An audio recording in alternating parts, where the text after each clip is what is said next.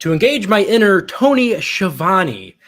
3 letters say it all, AEW, and 3 letters will be talking about it all, DSR. I am your boy, Neek. You might recognize me and my voice from the Dirt Sheet Radio podcast, and I'm going to be joined with some of my boys. Let's bring them all in right here, right now. Don't hinder gender, ladies and gentlemen. Hey, we're all here. Woo! Woo! We were all totally here last week. Oh yeah. We didn't miss a single time. It was our stunt triples that were here last week. Exactly. I'll drink my iced coffee to that one, fellas. I'll sip my Red Bull to that one. Woo! All right, y'all. Dynamite. Where's the Dynamite homecoming? Actually, yes, it was the homecoming of Dynamite. We had a lot of stuff to celebrate, fellas. We're in another year of AEW. We are in a whole new year, that is. We're back at Daly's place. You see that set? Look at that stage. That was amazing. When I saw that picture, that was sexy. I was like, there it is. There we go. Ooh, look at that. That was so beautiful. That's how you utilize everything. Daly's place is a fantastic area for AEW to always go in. They have access to it whenever they want. And just the set, the scenery, it felt like old school AEW. Am I the only one thinking that? No, you're that was nice. Speaking to the table on that one. That was sexy. I like that place. A little more. It's great, especially too with last week that we totally discussed and talked about here live. It felt like the return to form for AEW. So that mixed in with a return to Daly's place, guys. I gotta ask: is AEW back? Bro. Like I said last week, I think this might be a return to form. I'm really starting to think it is, and I hope it is. I really, deep down inside, hope it is. Time will tell. We need it. We want it. We're getting it. That's all we can say right now. No, absolutely. Yes. And that question also goes out there to mysterious backstage ghost. If you are listening to this, we summon thee. You're out there. And canceled. Roll the credits. Well, the backstage ghost isn't coming, so no need to run EVPs there. But listen, that opening match, though, let's go right into it, boys. Claudio and Hangman Adam Page. Claudio and the Hangman. Match. I won't lie, it was weird seeing him come through because when I first saw a Hangman pop through, I thought it was gonna be like the double, like the usual, these guys go from left, these guys go from right, and then everyone came from the one side only. I was like, oh, that's strange to see. Usually they have a bit of a separation, but whatever. And it led into an awesome match. That's all we got. That's all I got to say right off the top. That was they came home. They really came home. Yeah. There we go. I liked it because I didn't know who was gonna win. Yeah. I know. One of those rare ones where you're like, oh, this could go either way. No, for sure. Did you guys see Hangman's his entrance card? It was like, what is he, habitually late or something like that? Eventually arriving late or something. Yes. You gotta drink a beer. Exactly, taking the swig from the fan. I really hope that's a random fan too, like not like a plant. That'd be funnier if it's a probably is. It's probably is. Even better. I feel like it's better too if you're in the front row and you spend like $20 on a beer that like the wrestler takes one drink of it and doesn't just like pour it over someone. Oh, real quick fun fact about Hangman and beer. Remember the Hangman Adam Cole death match? Oh, Hangman grabbed a beer from a dude in the stands and hit Adam Cole with it. The beer splashed on us. We were like right back there behind it. It was pretty awesome. Nice. Yeah, it was pretty sweet. That is actually pretty awesome. Honestly, too, like when it comes to random bit beer wrestling. Yeah, exactly. Getting beer by wrestlers. I mean, you got Stone Cold, you got the Sandman, and then you got the Hangman. or do you remember? This is a good one. It was in our part of the world up here in Canada. It was like 2003 or 4. The Stone Cold Beer Bash. Remember that? Yeah. Oh yeah. Could you imagine being like at ringside? Oh yeah, here's a free beer from Stone Cold Steve Austin. It's like awesome. So awesome. I'm just gonna start chugging it. But anyways, even though Stone Cold Adam Page. Yeah. Even though both of these guys are awesome and it could have went either way, I was still shocked when Hangman pulled it off. Oh yeah, no, it was I'm not a gonna lie. match. No, absolutely. This engaged my inner wrestling fan when it comes down to like, oh, Claudio's the much bigger, stronger competitor. He's, Right. I think, that also like the most experienced one too of the two. So like just being able to see that was awesome to be able to like re-engage that. And dare I say, you know, just like with AEW coming back, the Hangman's making a comeback too. What's even cooler, I do agree with Richard on this one, is when I was watching it over here, I was sitting there going, it can go one of two ways. But as soon as I would see it go for a pin, I'd be like, 1, 2, it's not over. 1, 2, it's not over. So that's what I was like. I had to go to the washer, and I'm like sitting there going, I gotta go. Commercial would pop on, picture in picture, and I booked it like the cops just showed up because I wanted to not miss the match because it was good. So for the first match of the night, that was something. Honestly, good job for the first of the homecoming dance. That was a good one. Oh, exactly. Asked him to the homecoming dance, and Hangman Claudio definitely delivered. And one of those things too, where only Claudio can make certain catches of Hangman consistently throughout the night. Like that was fantastic. Yeah. Oh, yeah. Especially too, slamming him into the concrete wall. Yes. Several times at that. It's a pretty good match. I know this isn't really a big deal, but I really thought he was gonna come out to the ring with like even Yuta, like his usual thing he always does. Mm-hmm. I mean, doesn't that it's usually like the totally not young boy? Yeah, Mox comes out by himself through like row 16, back of the building over there. Danielson comes to the curtain, people scream their heads off, and then Claudio carries out the young boy about over his shoulder out to the ring. Tonight he didn't. I wonder why. Maybe conflict. Maybe he didn't want to. Maybe he's tired of his shit. Maybe he's tired of his shit. We did have Yuta later on in the evening. He would be doing a little video package where he talks about he is no one's young boy. He is the young boy. But yeah, he is, Eddie, an old bitch, right? Yeah, he's not that. He's not the young boy. He's just like, come on, Eddie. Young One of the things too that I saw with this match in particular was, holy moly, that crowd! Like this was a hot lit. Crowd. Was there like a young girl screaming all night? Did you guys hear that? Oh, was it just me then? I heard that too. No. I kept hearing it. It really it feels like old school when you hear. Exactly. Screaming. What's even better, right? What's even better was like they'd be in like this, like all the announcers would be talking, just chilling and everything, and then you just hear the scream go off like the back of the 16th row. Bro, you know what we need to do? Get a girl screaming? No. We need to get well, yeah, that's it. To get that old school feeling back. We need to get all the fans to start snapping pics in the arena with their flashes on. Oh, I missed that. That was always to give fun. it that old feel. Yes. Okay, I got one actually to donate to Richard's point here. I don't know what it was at WrestleMania. They had a clip.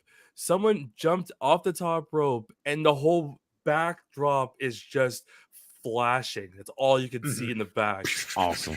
It was awesome. What's even better is like the wrestler who jumped. They put it in slow motion, so you're just like, oh shit. Yeah, no, I'm thinking back while you guys are talking about this to like WrestleMania X7 with Edge and Jeff Hardy. Say it properly. All of the lights. Well, remember too, because the on the stage it was cut off because they didn't get the right sizing, so it was WrestleMan X7. I heard it was a good pay-per-view, a lot like WrestleMania X7. WrestleMan X7. Go check it out. Do we got a link for that? Do we got a link for that anywhere? You'll find it. It's on the bottom of the barrel. It's on shopwe.co. Oh my god! All right. Moving on. Let's move on to something actually relevant. To AEW Homecoming. We're gonna Homecoming. I like it. So we're gonna have 8-man tag. We got like all of the monsters. You're gonna have we have the Murder Hawk. We're gonna have the Machine, Brian Cage. You got the Gates of Agony, Toa and the Bishop. You know what we're missing? Match.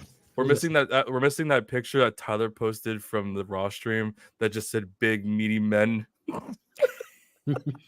That was a thing. Did anyone do the meat chant whenever Preston was in there with any of the other big boys? No, because I was too astonished he was actually getting ring time. Yeah. Right. Yeah. So we had the protege of the memorialized Brody Lee, rest in peace. R.I.P. The Protagi up there with Adam Copeland, who also paid tribute to Brody Lee with his shirt. And we also had Orange Cassidy and Dustin Rhodes. That shirt was pretty sweet, actually. Absolutely. We had champions on each side. Fellas, what do we think of this 8-man tag? I'm surprised Lance Archer didn't put someone through the ring or through like a barricade. He looks like he wanted to at times. It was fine. I get why they did. It was more of a dedication thing, but yeah, it was just fine to me. Oh, it was still cool to see. Like they actually used all 8 men, not just okay, these 3 get ring time. And yeah, it was cool seeing Adam Copeland on a multi-man tag like that, doing a little tribute thing. It was pretty cool. Oh, absolutely. I bet he liked being in that place. setting. Imagine how many the last time he was in a place like that size, just like an amphitheater. That much, with that much raw energy. Didn't he do that with like the ECW show that was like way back when he was like champ? Yeah, he did an appearance at one of their like really, really intimate shows. Those like really early, low down ECW events when they were still trying to make it its own thing. I think so. I remember that. And he showed up for like a one-nighter with Lita, maybe. I can't remember exactly how it went, but I think he did one off. That sounds right to me. I was thinking too, like, what was it, the Sexton Hardcastle era when he was in like the WCW Pro Arena? Oh shit! Oh my! Are we going that way? That was rough times. That rough times. If you know, you know. That didn't happen. But oh my gosh, we also had the heel Preston Vance at that teaming up with the faces. With the baby faces. Yeah. And Tony Schiavone tried to explain it. But yeah, throughout the night they kept saying like this is Tony Khan's way of trying to set them down the right path. Yeah, like both him and Anna Jay actually. Exactly. Yeah. Both of Brody Lee's proteges. Protagis. Which Dark Order was a heel group that like kind of turned face. They were tweeners. Kind of Yeah, they were. I remember he was always slapping the crap out of like Uno and Angels and Stu. I remember that. And who is Griff Garrison? Fucking nobody knows. Nobody. We get that as a caption. Who's Griff Garrison? Backstage Ghost. Quick. Who is Griff Garrison? That's the next episode. That's what the title's gonna be. Is Who's Griff Garrison? Yeah, and that was the other meme of the night, apart from Tony Schiavone trying to explain why heels are working with the faces. We also had Orange Cassidy going out of his way, engaging his inner Andrew the Giant, trying to choke slam everyone that he can. Damn ridiculous. He's a giant. I'm really sad we didn't get any. He's a giant chance for Orange. I feel like people were gonna do it, but then they acted too quickly to cover it up, which kind of sucks. Yeah, and oh my gosh, though, like someone just died. Richard, is everything okay? Richard's like, I'm off stream for the night, guys. Sorry. I had to get a Kool-Aid jammer. Oh, those are good. Priorities, I love it. Kool-Aid, yeah, I got my iced coffee. Caesar, you got your Red Bull. I got more, but I can't see it on stream. I might get in trouble, I think. Whatever the mysterious ghost man has. Yeah. As long as they're cold, it's even better. That's what I will say. I don't know. I've seen people drink those and like it's so warm, and I'm like, I gotta go. So good. But here's the thing, too. Like Preston Vance, when he had that opportunity to do the hot tag, when he had those opportunities to showcase himself as like the top face on the side, oh my god, yes. He pulled it out, and I marked so hard out for when it was Vance on one side, Machine on the other, because that's a match I've been wanting to see for a long time. Oh yeah. Or when they had well, I mean, obviously now it's a thing, but they had Archer and Brian turn on each other, and then Brian put him over the rope, and now they have a 6-man. Remember too, Murderhawk was a little miffed because he tried to tag in, and Bishop's like, no, Toe and I got this. No, no step it. You don't get this. You're just here. You're lucky you're getting. What a bad match, though. I would say it wasn't a bad match. I will say, like, just for like a one-off kind of idea, it's probably been a pretty good match just to like showcase everybody compared to some of the stuff I've seen where they're just like, oh, here's Bobby over here and here's Michael over here. Let's give him a match. Give him 20 minutes. It's crap. Okay, let's put it on pay-per-view. Like, I've seen like those kind of matches, but this one, it actually kept me on my couch and kept me not getting up. And again, I wanted another Red Bull, but I couldn't get up. So, woo! No. Get that woo energy. You gotta be the man. You gotta drink the can. Woo! But listen, sponsor us. Please, Nate. We dig it. But moving on, we had the next segment, which was the world champion Samoa Joe, Joey Samoa, if you will. Was that crowd louder? Was the crowd louder for his usual Joe chant, or was it just me?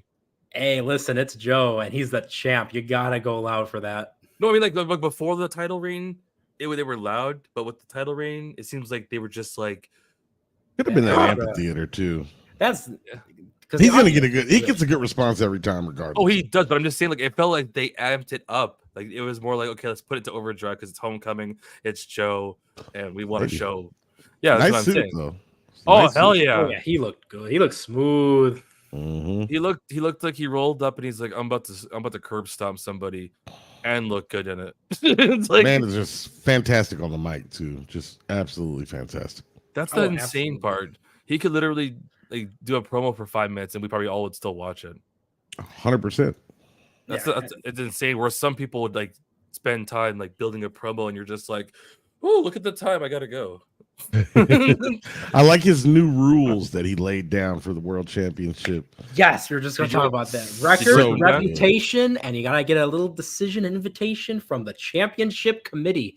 Oh my God. When was the last time we've ever heard about a championship committee in Oh wrestling? my Was it the God, I 90s? can't remember. I The can't clo- remember.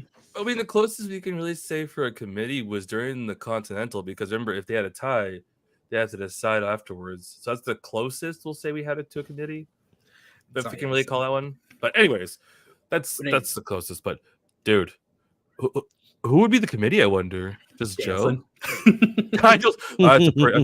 Let's put the bar up here somewhere. Dale's going to make sure to hand out fines and title shots. I'm right. But backwards accidentally. You gotta get lucky. And listen, too, we had a group of guys come out that want to prove themselves, that want to get that invitation from the championship committee.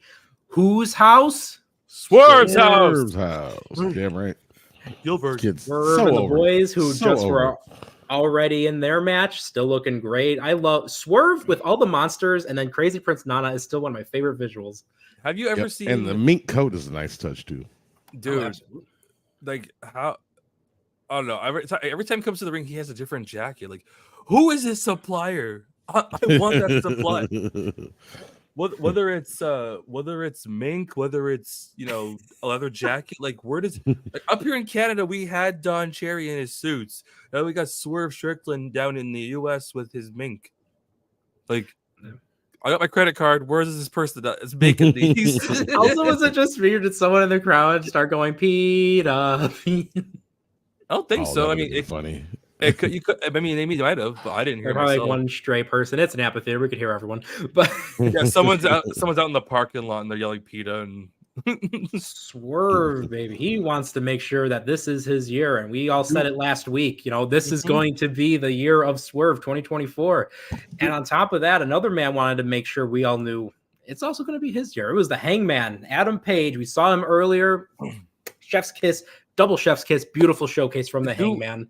Both these guys still got a lot to prove. Dare I say, this could be the AEW variant of Stone Cold and The Rock.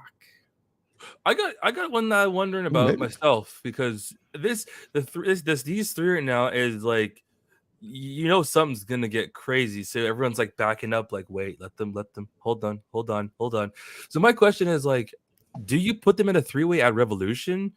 Or do you do something with them at Revolution, but like a dirty finish, or like how do you do it?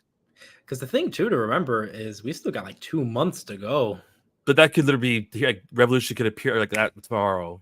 You know how it is in wrestling terms. Like all of a sudden, it's just like story. We have to keep paying attention. Because that's the I will thing say is- this: the one thing with the whole thing, I loved everything that they did out there. Only thing is, everybody was leaving. They played Joe's music, and then Hook came out. I would just from a formatting aspect, I would have liked Hook to have come out. I know they're setting up a match for next week. I get it. I just would have liked if they would have, waited, then played Joe's music. But they played Joe's music again after. It was a lot. Send Hook. Yeah. Oh He sent it. god. The He Hook sent it. signal. That's gonna be a fun match. No, that absolutely. Coquina Clutch versus the Red Rum. That's going to be great. Oh yeah. I hate to say it, but we kind of all know what's gonna happen. Kiss. Oh well. I mean, Yeah, Hook's going to walk away as a champion. Hook's gonna crawl away as champion. Hook's going to be the double champ. Let's go, boys. one more thing about the showdown too. I like the Swerve came out. I like that he's after the gold. I just hope that they don't try to go for this too quick, because they're not taking the gold off of Samoa too quick. I would like Samoa to have the belt for like 6 to 8 months, maybe a year before. Like then when you see Swerve coming, or have an idea that I don't know. Just starting around. Because that's the thing, too, is Samoa Joe, he's number one, intimidating. He's a tank. He can move and wrestle unlike anyone else. Number 4, we're going to have a lot going on with this man because he can talk with the best of them. And so Samoa Joe is going to be one fantastic, great champion, probably one of, if not the greatest AEW champ. And I'm going to go as far as saying that because I think he's going to have one of the best reigns we ever had. Lotus, too.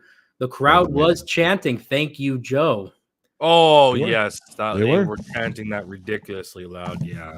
Yes, that was really good. No, honestly, it's kind of funny because Richard basically took the words out of my mouth on this one. I was like, if they're going to do the whole title reign with Joe, they're not going to take it off of him at Revolution. Probably not Double or Nothing. Maybe like go to Wembley and end it there.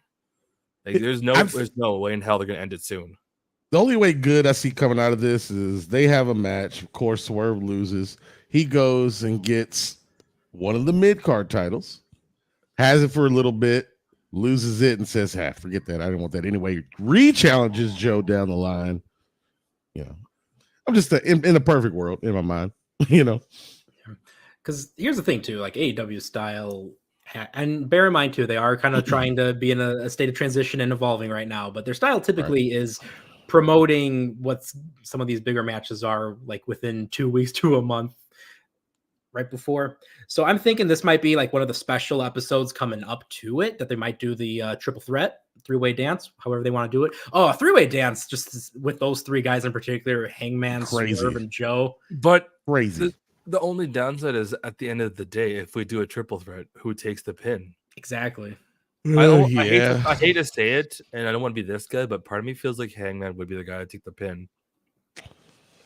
In this scenario, yes, that'd probably be the most palatable decision. I guess, really. Joe's the hottest champ right now as main champ. Swerve's the hottest commodity. Like, there's so many TikToks I've seen about him, YouTube clips, posts. Take your pick. Oh, so popular, viral beyond just wrestling. Have you guys seen the SoFi Stadium clip about him? Maybe. Basically, he's at SoFi Stadium, and someone plays the clip, and there's like an announcer on the screen, and the guy goes, "Whose house?" And some people scream, some people scream Swerve, and they turn the camera to Swerve, and he's like, he's so like, seriously, guys, you really just did that to me. It's gonna be in a movie coming up too, a horror movie called Stiletto. And the best part is, if you read the comments, everyone knows who Swerve is. Like, there's not even there's like 1 or 2 guys who are trolling or who are like, who is this guy? And everyone else is like, dude, you know it's gonna eventually happen. So again, if he's got the horror movie, the commodity situation, they're not gonna rocket him to the top. They're gonna let it like cook, simmer, take your pick. Slow burn. It's good. It's like I said, like Richard said, it's probably not going to be for another 6 to 8 months, maybe 9 months, maybe a year. We don't know. Maybe. I'd like Joe to have the belt at least a year. I mean, if memory serves me correctly, this is going to be an old one. I saw a video that said that Joe was ROH champ for like 2 years or something like that, world champ or main champ, whatever it's called. Don't quote me on the number. I just know I saw a video that said that. It was like he was a whopping like 600 plus days. So if Joe can do it as ROH champ, AEW champ, let's go. I mean, look at Ring of Honor. Look at TNA. He, without a doubt, was helping TNA in those early years. Big time. Definitely, everyone loves AJ Styles, but I feel like a lot of people jumped into TNA, and it was like, you're either a Samoa Joe guy or an AJ Styles guy, because only one of them could be the champion. Side note, because we're on this topic. Yeah. Out of all the belts you guys saw, which one do you guys like the best? The TNA belts. TNA? The World Championship was my favorite, but I like all of them. I thought they all look great. That's the thing. If I had to classic pick wrestling, red with the gold is such a beautiful sight. Even I mean, I think it was Ace or ABC. I think the first ones I saw it was oh my god, Alex Shelley I saw first, then I saw ABC. Then I saw Tommy Dreamers and so forth. Dreamers look really cool. I dug that one. Yeah. I still say the X Division belt is, or No, what was it? Oh, the tag belt is over first. I was like, oof. Tommy Dreamer is a champion in 2024. Let's let that sink in, fellas. Ric Flair's still wrestling in 2024. Let that sink in. Yeah, we're gonna get to that one. Going to the other end of the spectrum, though, we gotta go with some of the young guns of AEW. We had Sammy GGG Guevara taking on Ricky Starks. Sammy Guevara, or whatever they do at the intro. It was a good match. That's Ty Mello doing that intro. This was fun stuff. I enjoyed this a lot more than the 8-man tag. Not that the 8-man tag was bad. That was a lot of fun because it's chaos. But this in particular was a different kind of chaos. This was 1-on-1, and these guys were getting very physical. You gotta love how it reminded me of like playing against one of your buddies in a wrestling game and hitting the taunt button over and over and over. You just see them over and over. It's like, yeah. Yeah, this has been such an interesting and too, like you got Sammy, who's one of the pillars. You got Ricky, who a lot of people say should be a pillar, and who himself, honestly, I'd say he even deserves it, especially for all the work he did during the pandemic. Especially since somebody's not around right now, I would throw him in there. A couple aren't around. Well, no, like I mean, out of like the original 4 from the before. I'd throw him in the mix. I'd give him an honorable mention. That's for damn sure. Again, to quote you, the pandemic work he's done. Hell yeah. Exactly. Like he was one of the clutch players, especially being, one of the quote unquote rookies, so to speak, from, that crop of wrestlers that they had. Yeah. I still say I was never a big fan of some of his outfits during the pandemic era. I wouldn't say that my exact Panda Bear. No, like there were certain outfits that reminded me of like anything from like a drug lord to like a club owner to a few other words I can't see on stream, but yeah. They're just I didn't like all the rhinestones he was rocking at one point on his stuff. It was like pink leopard with rhinestones. It was just his shoes. When he used to go out to the ring with like no socks on, I was like, bruh. you get paid this amount of money, you can't afford socks? Like, my man. Kids don't wear socks nowadays. I will admit too, there's a lot of times where I forget to wear socks. I'm trying to remember like a million other things. The next thing I know, I'll leave the house. I have 2 kinds of socks to wear. Okay, so get on my level. I have like a series. See, the thing too, I wear like a lot of like novelty, like food socks and whatnot. Shout out to Salem for acquiring me those. I used to work at a clothing store in my area, and they every holiday they would get like this line of like really novelty, will say, as you said, to kind of socks, anything from like superheroes to food to cartoon characters, and I had to grab a couple pair. I don't care what anyone says; they're my feet. I'll wear Pikachu all I want. Get off of me. Getting back to it though, after this amazing sock stream, we had commentary was even addressing it. Like these guys are getting physical. There were receipts being passed to each other, left, right, front, center, you name it. These guys were going hard. Kicks to the face, chops to the chest. They were hitting each other with everything they had. They almost had the referees. Exactly. It was starting to break down a little bit too, but they were stiffing. Yeah, it was exactly. a stiffy. Which is without Roosh being in there, it's just like my chest still hurts. Roosh is backstage getting all pouty, and he's like, "I want to be in this." He just enters himself in it anyways. No one stops him because it's Roosh. Everyone backs up because it's Roosh. Exactly. Like, oh, hell no. Back up. Roosh is about his best behavior in AEW compared to everything we used to hear about him in Ring of Honor. I swear, if ever challenges one of the House of Black, that should be one of the rules. But you have to fight the match with just slaps. That'd be brutal. I support that though. That feels like those like old school like European brawl matches they used to do. Like everyone would be like, yeah. It's just like how's your match tonight? How's your match tonight? Look at my chest. It's red. Yeah. And speaking of those, when the Giant would come out and give a little and then you hear the loud smacking sound, we had that moment at the end where after that hard fought match, there was some genuine respect that looked like being shown, and that was awesome. So we thought Ricky started to hold on to the handshake for a little too long, and then the other half of Big Billy Starks came out. Big Bill jumping Sammy G from behind. Ricky Bill, classic heel move.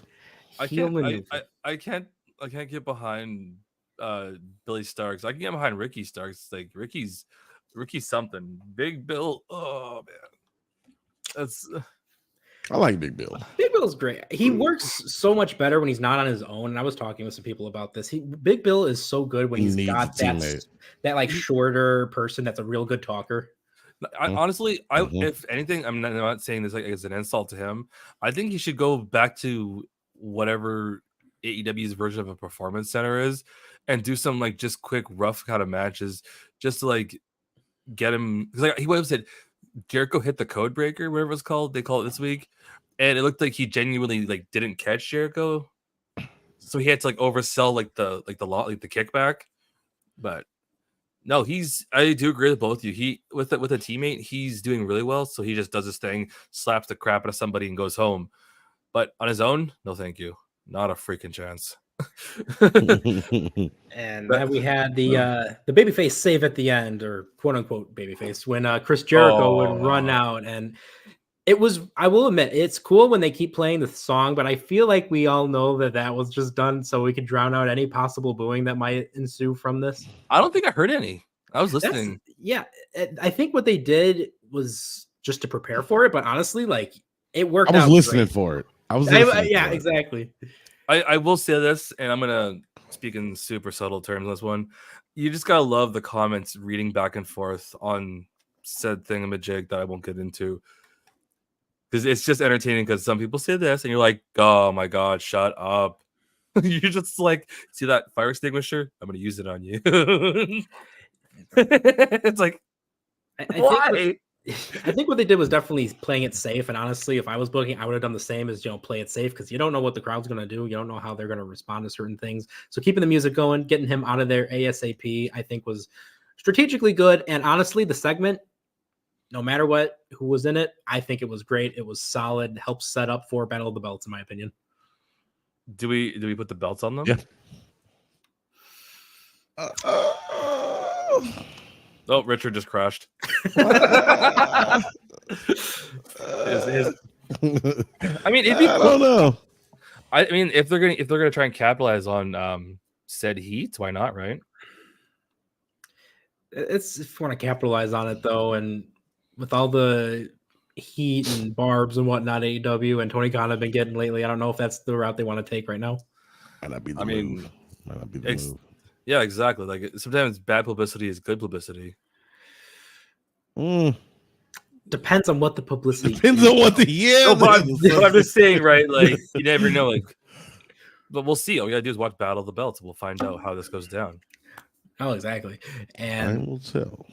Time will tell. Dun dun dun. And the next segment. And segment into next. Fade out. We have. Do we have fade out? Following out the 8-man tag, we had the 8-woman tag for the homecoming. Oh, kind of a crazy question. I don't remember. Yes. I didn't write it down. I think I'm smart like stick. Did we miss a certain timeless promo, or am I ahead of myself? I think I'm ahead of myself. I think that might have been after this, man. Okay, cool. So I'm ahead of myself. Okay, cool. Back to you, Nick, with weather. All right. So the weather is... It's stormy. The sky looks blue because Sky Blue is in here. We also had Saray, Julia Hart, Ruby Soho. That transition was smooth, by the way. Thunder Rosa, Kris Statlander, Willow Nightingale, and Anna Jay were on the other side for V4. Oh my gosh, this match was another... It broke down in a fun way, just like the 8-man, and it was great too because it was another sense of one of the proteges of Brody Lee, protege Anna Jay, number 99 from the Dark Order, coming in, representing, stepping up, showing why she belongs here. And honestly, when you look back to her original appearances at Daly's Place, when she was so green, such a rookie, those were sometimes hard to watch for me. But you look at her now. Oh my gosh, she's so much more refined. She has really fallen into her own, in my opinion. I will say, because you just brought this up, and it is cool they did this. Did anyone notice her gear, not her shirt, her actual gear, and notice what it was a reflection on? Does anyone? I got nothing. What was it? Nick doesn't know. Richard, Nick doesn't know. Point out. I don't know. I don't know what I'm looking for. What I'm referring to is, do you remember her old gimmick before she became a Dark Order member? When she used to come out in like the whole like bow tie, stars and sparkles and all that kind of jazz. Kind of. Yeah, it was like only like a short gimmick. Was this in like the Dark Elevation era?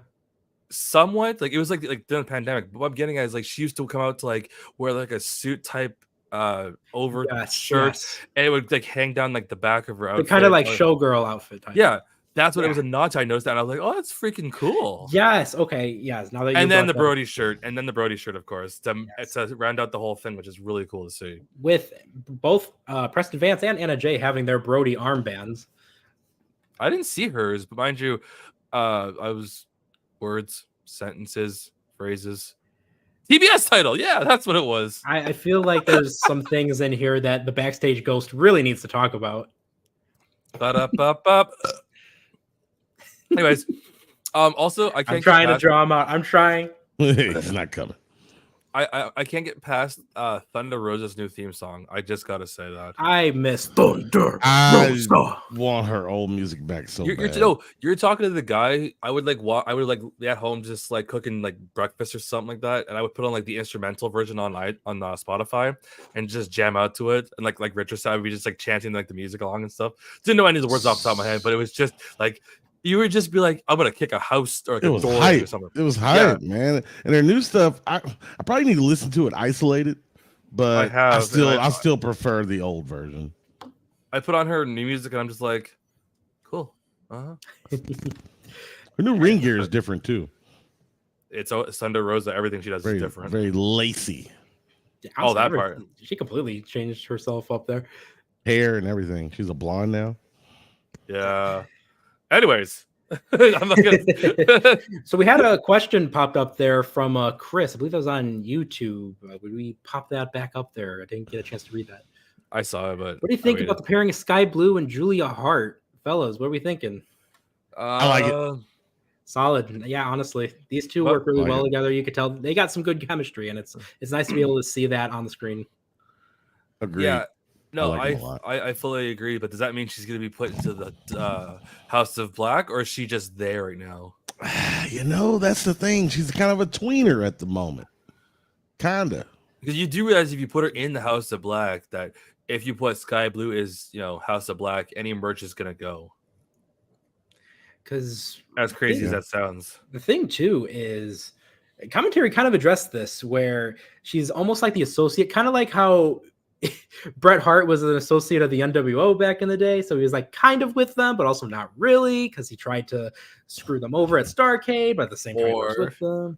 Or like how R-Truth trying to tell JD McDonough he's not in Judgment Day. What are you talking about? JD's not in it. R-Truth is. That's what I'm saying. JD's trying to say he's in it, but he's not. JD's got to stop. R-Truth's in it. Live, laugh, love. R-Truth is on Judgment Day. Exactly. Remember, Judgment Day is always there for you. Boys, don't want to go too off fed here. All right. I had to get that one thing out there. I had to get that one out there. Just Skye Blue best booty in AEW. We just gotta get the important information out of the way. We gotta get that important information out there. Have we not seen Brian Cage? Hello? Well, yeah, that thing's nice. Calm down, you guys. Damn. That thing is nice. Also, this was the debut in Daly's Place for 5 of the women on here, according to Bleacher Report. They had Anna Jay, Kris Statlander. Not Anna Jay. Thunder Rosa, Skye Blue, Julia Hart. No, Thunder Rosa's been there before. I'm sorry. It was more their debuts themselves took place in Daly's Place. Yeah, that's where they debuted. Yeah, that makes more sense.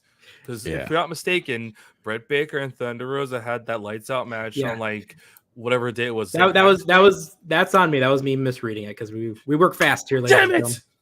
There's a lot of distractions going on in this match. Yes, there was. Now, as we watch for the shoe, Caesar, would you like to take us into the segment? I'm watching for the shoe. Watch for the shoe.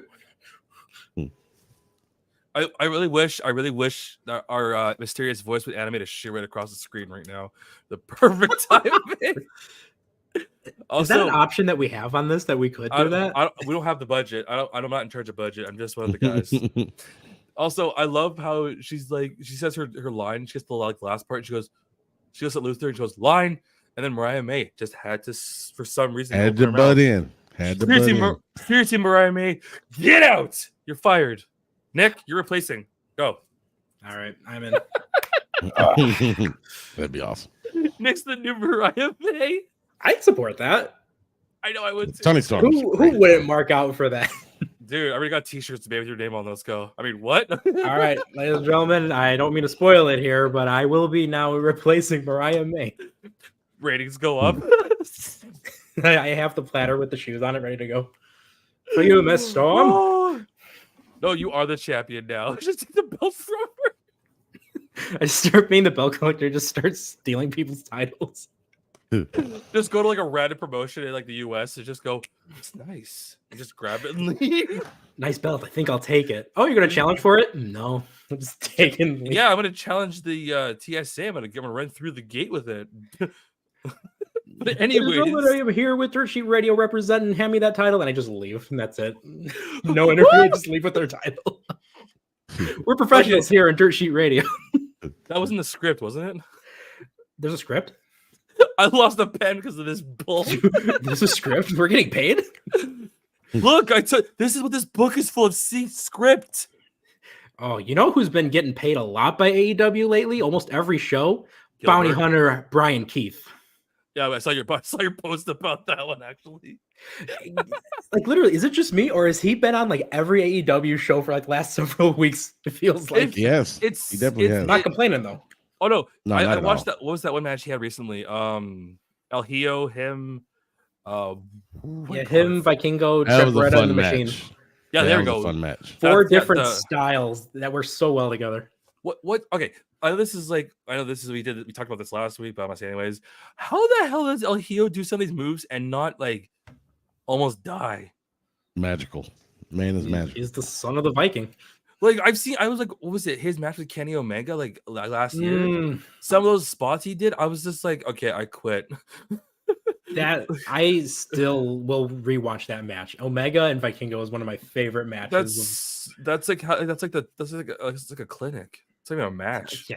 Really Yeah. good. You see this, Beautiful guys? stuff. Yeah. Okay, your turn to try it now. Like, Like literally, that was the good thing. That was the main event because no one was going to follow that match. you know what would have followed? The ending of the show.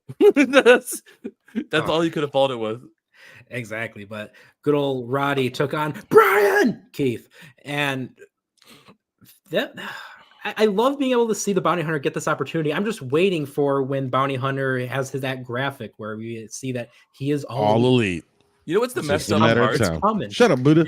You know what's the messed up part? And I'm only being this guy because I can. Is how much you want to bet they've had him already like all set up and all that. They're just waiting for like a little bit of time to like, okay, he's had some awesome matches, like the Sky Blue thing where she was here for a while and all of a sudden they went, yeah, screw it, here's a contract, but they've had it already off to the side. Because he's definitely got to have some sort of one of those like lower tier deals at the very least. Because they even featured him on the pay-per-view Battle Royal. That is pretty big. That is pretty big. Yeah, Exactly. So good on Like I said, Brian Keith for showing up. Give it 2 months. Now talking to proteges, he's a student of Booker T's. Ooh, it's from Dallas, Texas, if I'm not mistaken. you got that's a pretty big thing to have on your resume. Hey, And honestly, his match with Roddy, one of my favorite Brian Keith matches. And the crowd was all there for it too. It was that's good. a pretty big flex. That's a pretty big flex. Oh yeah, and You the got the thing Nick too, Dynamite statement, or the Nick Dynamite's got to say this here, fellas. Like, woo! I have always been a fan of like the subconscious thing where Bounty Hunter Brian Keith is a pure badass for this because he's walking in as one guy, no backup, and he's basically surrounded by the guys who will jump you and attack you. So he's willingly going into a 1-on-5 situation, basically. Oh yeah. So I respect, I love that. And just that little subconscious aspect for it, it really enhanced it for me and made me really like Brian Keith even more. Like I said, I'd give it 2 months, and then all of a sudden you'll see the graphic. The Nick Dynamite will get his wish. TNT Dynamite, title there you match. go. That'll be our first interview, and Nick will be scared because he'll be like, "He's here, guys." Predicted this. I called this. I know. Nick, do you have any questions for your bounty hunter? Let him do his thing. Let him cook. Let him hunt. The bounty is his. And I feel like too, this is kind of like I would have really loved it too if commentary played up on this, that like some of the people that got attacked like hires the bounty hunter to go out there and take on one of these guys. Oh, that would have been kind of cool, actually. I love that because I would like to play up on that a little more. Like he's like the APA, so to speak, where like you hire the bounty hunter to go collect on something. They should totally lean into that gimmick. That would be great. I hope they do something like that. But yeah, so Strong defeated Brian Keith. That was a really good end of Heartache. That would hurt my back when I saw that. I don't want to say anything because I'm feeling it right now. I'm just thinking about it again. Strong. So. And right after that, Adam Cole basically cut another of the same promo he did last week. Which it didn't need to be any different though. At this point, slow burn, keep it going. You got these guys going for whatever titles they want, and they keep alluding to the fact War Dog going to be going for the World Heavyweight title, and he's going to do the right thing when the time comes. Why does Wardlow look so unimpressed standing behind him right now? Like he looks like that one friend who's like, "Okay, I showed up with some clothes on. Now what are we doing, guys?" He's selling the dissension early. That's just it. Giving you hints. Everyone else is like ready to throw down, and then Wardlow's like, cool. I'm here. Yeah, ready to go. And we see potential for Roddy and Orange Cassidy coming up. What are your guys' thoughts on that? Oh, that'd be kind of cool to see, actually. Well, I don't know about the belt change, but because that's the thing with this is like you got two guys who tend to be on the smaller end, and a lot of people when they both were starting out had a lot of doubts about their wrestling runs and whatnot, but they've both proven how good they are in the ring, out of the ring, on the microphone. No matter what, both these guys can deliver, and I'm excited for that match. And the other point, remember, we saw Brian Keith out there, we saw a bunch of other guys throughout the night. Orange Cassidy has almost been putting together his own little dream team, his Avengers of sorts. Remember, yeah, I got that would be pretty sweet actually, and have a T-shirt. Come on, let's go. No, who remembers that promo that Orange Cassidy cut way back in the pandemic when it was him versus Jericho at a debate? Who remembers that? Who remembers that promo? Kind of. But it was like for the longest time you never heard OC talk once. And then he goes to the microphone and just goes like a Will Ferrell on the microphone and tells a whole life story. And then Jericho's like, I don't remember it. No, but I'm just saying, like, it was just great because no one had ever heard OC talk until that promo. And then he just goes off on Jericho, giving this big lecture. And you're just like, did that man just do that? Did he really? It was like that scene in like, I think it's like Old School and Will Ferrell like has a whole speech and then he blacks out and he goes, what the hell just happened? The spirit of the orange. Remember too, I don't know why this is making me think of this. This has literally nothing to do with it, but I'm just thinking back to when main event and Orange Cassidy was well, my gosh, that's a whole other thing. And I was thinking back to Rampage, and which is basically the same thing. And Mark Henry was always, it's time for the main event, and Orange would always interrupt Mark Henry. Oh yeah. Yeah, I just kept trying to steal. And my favorite thing was Orange walking up with his own microphone, and instead of "It's time," he interrupts Mark Henry. He's just like, "Welcome to Chili's." That lives rent free in my head. I don't know why. That's just never left my subconscious. Or like his 2024 version, where he walks up to someone and goes, "Yeah, you can have a title shot," and then leaves. Yeah, someone's just like venting about like what they've been going through. It was like, all right, you'll get your title shot. All right, I'll see you on Rampage. Cool. Like, huh? He's like, I just want to... And then Rocky Rivera's like, I feel for you, bud. It just walks like pats him on the shoulder and leaves the set. It's just like I don't know how to explain it. Yeah, that's the last time I'm ever gonna see Rich on stream, guys. Sorry. All right, thank you, Rich. Yeah. No, but like the way OC's doing it, dare we almost say it's like super like rock and roll. Because like he's just showing up and going, okay, and then leaves. Watch one day Tony Schiavone's gonna be talking to him. He's like, sure, let's have a match, Tony. Fellas, I gotta interrupt you real quick. Unfortunately, I have to run. Don't fall. Yeah, I'm gonna try. I'm gonna try. I gotta do a couple things before we get to bed. Gotta get up early in the morning. But yeah, unfortunately. But good show tonight. Both Dynamite and this one. I will say that. Absolutely. Oh, the mysterious ghost is finally here. He's back. And he's on camera. Yeah. I never left. I've been trying here the whole time. I got my son directing. I'm watching over him just so he can learn how to be off. Yes. Nice. Nice. But Awesome. if That's you didn't notice, The next that's generation. good. I also wanted to drop a couple video clips in here because I can't actually do that from. Let's see them. If it's the Kenny Omega video again, Absolutely not. thank God. But shit, I gotta run, We fellas. totally John, missed that good to last see week. you. Have a good night, Richard. Rich. All right, let's see what's going on. John's gonna cook something. Let's see what this All right, is. video time. Let's do it. No, What no, we weren't gonna play that. No, I literally wanted to drop something in here for later. It's a clip from the Oh. show tonight. Mm. What were we talking about? At this point now, we just made it to the main event. Yeah, Like, literally. we just thought it's time for the main event. Oh, did we mention chilies. the other? Yeah, the other promo we forgot to mention was the Virtuosos promo. He made a promo. That's right. And then That's stir it up, great. stir it up, stir it up. Deanna's here. It's official. She starting- said she was gonna debut, and then Red Velvet said she was gonna debut, and I was like, "What?" You so, already like, did that. So, like, are we gonna? Did you guys just book this match, or like, did you know? Like, what just happened here? Somebody want to explain this one to us? All right, Collision. Let's go. Saturday. 80 or was it 80? But yeah, man, this main event, great match. I'm surprised y'all didn't talk about this at the start. I'm glad I didn't miss it. Yeah, How could we open up with this? Because especially when we had Hangman and Claudio at the start. yeah, that was wicked too. Actually, That was one of the things. Because again, that's the fun thing. It's Oh, yeah. Sting! 'Cause that's one of the That's fun some things graphics. about like AEW getting back into their true form is just the facet that they are having great consistent matches throughout the show, and that is one of the best things about it. And especially too, we're living in the moment where these are the final matches of Sting's career. Don't go forward from there.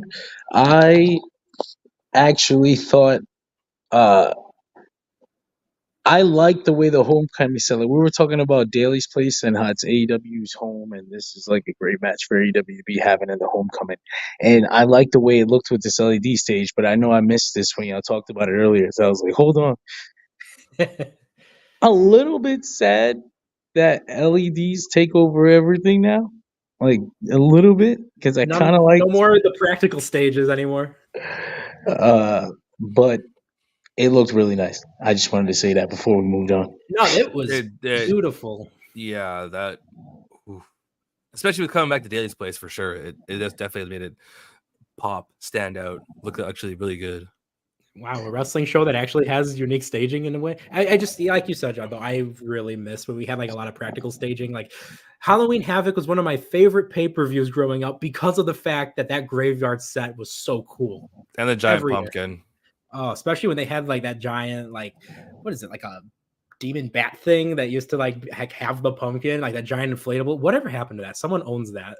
They're all in the WWE warehouse now, right? They need to inflate it. Yeah, they have, because there's like all the different variants of it too. Because they have the one that has the WCW NWO logo. Then they have the one with that really weird spiky logo that doesn't look like a WCW, but apparently is. Oh yeah, the giant like awkward looking like stretched out C. Yeah, whatever it was. that like the W's would go outside. I wonder where AEW keeps the tunnels now that we're talking about it. Are they just dismantled a nasty At pile of Tony's- metal at- somewhere that doesn't Tony's resemble house. the tunnels? Or? They're in Tony's backyard, I literally. was Still gonna say, think I love the Are idea the that like tunnels Tony okay? Khan has them in his backyard and he just like walks out to them. Am I in a Just good touches mood or a them, smokes am I a in a good mood cigarette, or a bad- remembers am I- the tunnel times.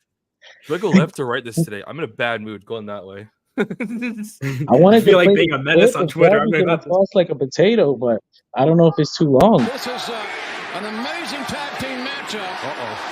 Didn't think of anything less. No, this is absolutely fine. It was that moment when he hit his head on the rope that I was like, That's oh. yeah, that's the worst of it. He's a maniac. Yeah. Remember when he wouldn't have it any other way? Like he wanted Ethan Page and Scorpio Sky to throw him down the concrete stairs.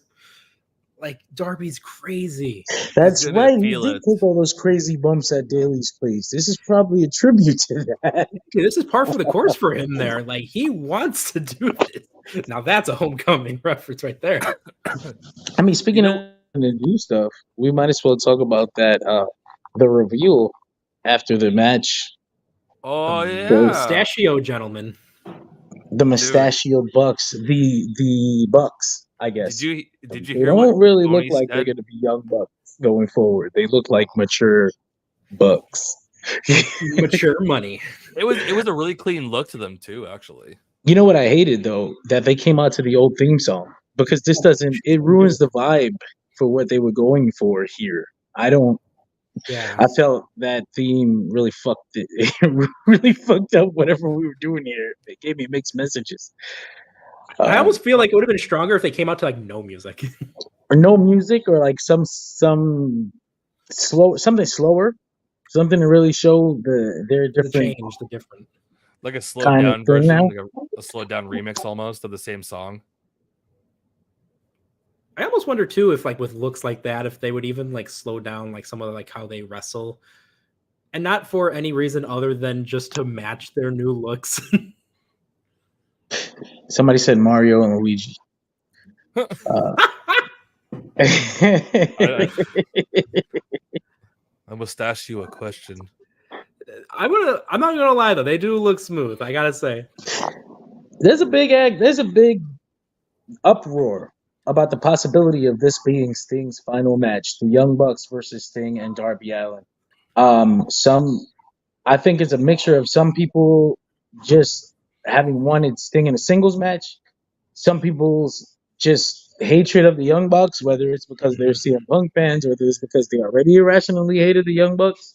I think a lot of that is clouding the objectivity of this. Like, it's Sting's final match, so more than likely it was his choice. He can't do singles matches anymore. I feel like that much is obvious. And I know I've said in the past, like, I want Sting and Darby. Sting and Darby felt like the obvious final Sting match. Like, Sting versus Darby, Sting loses, Darby's the new Sting or whatever, maybe passes down some Sting powers, a bat, the rafter thing. I don't know, But in the past couple months, it became apparent that Sting can't really do much more than he's already doing. And even at that point, it sometimes can't do that. So I think within the past couple months, I even started thinking like, okay, well, Sting and Darby tag match is probably going to be the finale here. Maybe they win the tag titles, or they lose them. I thought they might win them on the way to Revolution. I guess there's still time. But a lot can happen in 2 months in wrestling. Yeah, exactly. Exactly. But Sting and Darby Allin versus the Young Bucks as Sting's last match. For me personally, I think that's one of the better matches you could possibly get out of Sting for his final, like in ring wise. And I'm sure like that's what he's thinking of. Like, who's going to give me the best tag match? And I know someone else said FTR, and I will say that FTR and Sting versus FTR versus Sting and Darby was great at AEW Grand Slam in 2021 when we saw it. We've never seen Sting and Darby face the Young Bucks, and I know that they're gonna want to, he's gonna want to say, "I wrestled the best tag teams in the world before I left, and I had great matches." So I'm personally really okay with this match. I'm more than okay with this match. What do you guys think? Yeah, because that's the thing, like you were saying, John, where Sting can only do so much nowadays. And honestly, like his run in AEW, he's done a lot of crazy things already that has put even more wear and tear on his body, probably because he's been hanging out with Darby too much. That bump tonight? Yeah. He took a back bump to do the Scorpion Death Drop off the back of his head. Tables. Fell onto his head. I'm pretty sure I heard the referee saying, his back.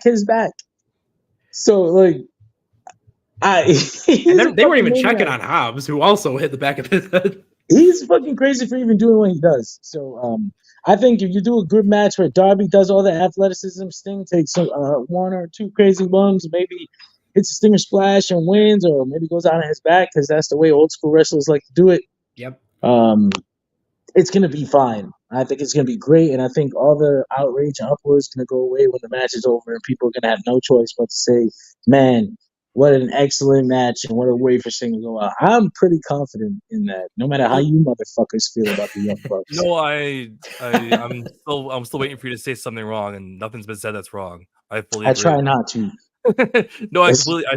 So far, all I've heard is the truth that like if we're gonna do a tag match and it's like this, Let's just go. You'll only hear the truth on the Dirty Radio podcast. Well, I mean, if you personally had this selfish desire, like even without knowing all the facts, like does this disappoint you? Like, I mean, if you have to box yourself into liking this, then maybe there was something else you wanted to see.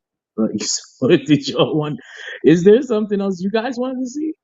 Well, we already have FTR versus those two, so Young Bucks against those two is another good one.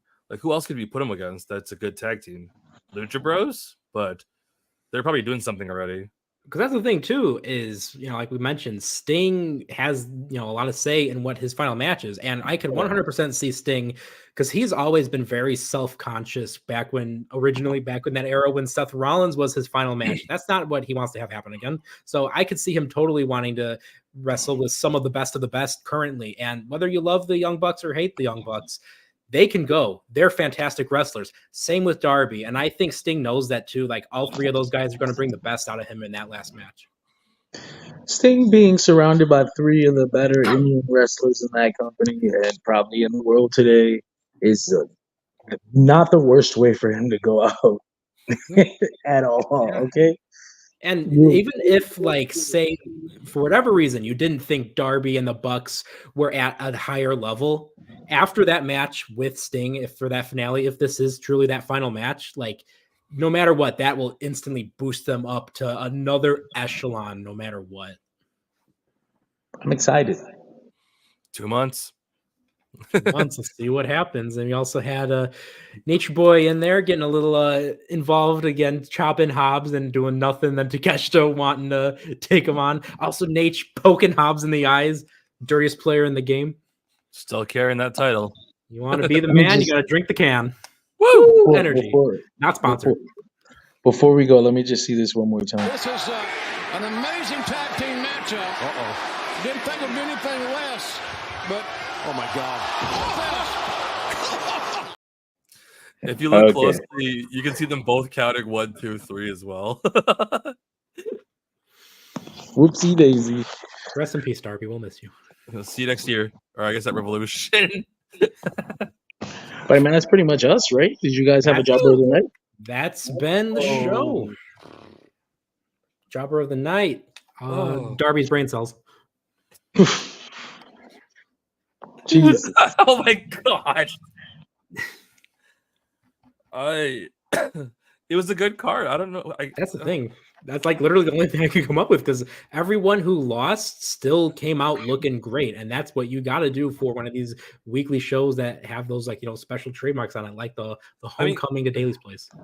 I mean, we could always say, you know, Sting and Power Hobbs' heads are the jobber. Everyone just took some brutality of the brain this night. That was. I guess. Who's your megastar tonight?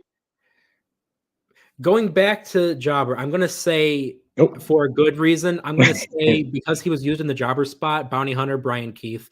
That way he's able to, you know, have more of these opportunities to showcase himself so that he can be that person that they eventually will go and hire and have assigned as a bounty hunter to be that hired gun, so to speak. I suspect he's already signed to some kind of deal. He's got to be. They featured him in a pay-per-view battle royal. I was just like, he's signed. Like you said, a low-tier deal, possibly. Yeah, I think they call them tiered contracts per appearance. That makes sense. But yeah, no, I agree. I pretty much agree with you guys. I mean, if I had to go with a megastar tonight, I don't think I could pick one. I loved that middle segment with Samoa Joe, Hangman Page, and Strickland. I thought that was the most important the AEW World Championships felt on an episode of Dynamite in quite a while. Absolutely. I think, you know, I'm going to go up there and say that out of all of the guys in here, Samoa Joe was still my guy because he could still prove and show that he belongs to as the champion and he belongs to be able to destroy all of these guys. In that suit. He looks so good in that suit. He's so smooth on the mic. He's so fluid in the ring. Everything he does is tremendous and awesome. Show me that single shot of Samoa Joe with the belt. Yeah, look at that. That's our dude. world champion, baby. Like, he looks the part. He is truly a champion. Honestly, AEW is better off with him as champion, in my opinion. Did y'all talk about that belt? It's back. It's a new belt, but What are you talking it's about? We got talked the about this old last name, week. which I'm very happy about. I was worried about that sticker logo prototype that was going around last week.